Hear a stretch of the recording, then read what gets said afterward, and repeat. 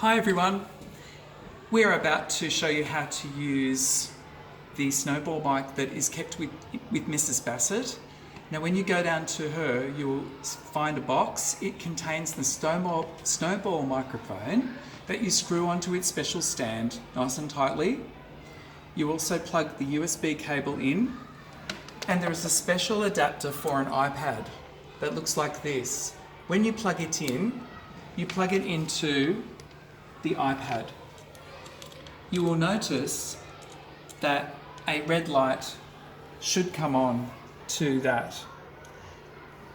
The red light, it also has 3 settings at the back, 1, 2 and 3, which give you 1 for directional sound and 1 for overall sound. So you can play with those settings to see the best one for your project.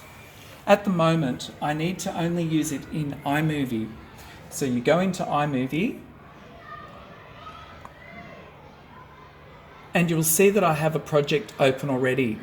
Now here's the special trick.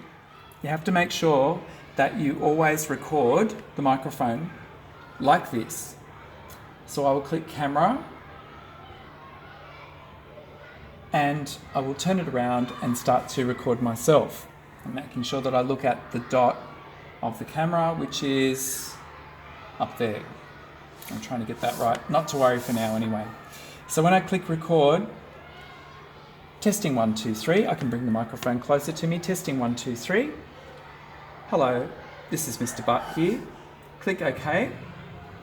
Use video. It comes into the timeline. Now here's the trick. When you play it back, you will notice you don't hear sound. You must pull out the cable.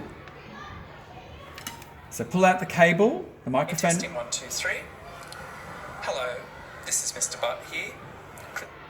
You will notice that the quality is much better by using this microphone, particularly for assemblies and in high noise areas when you're out in the playground. Thanks everyone, and I hope you enjoy using the snowball mic.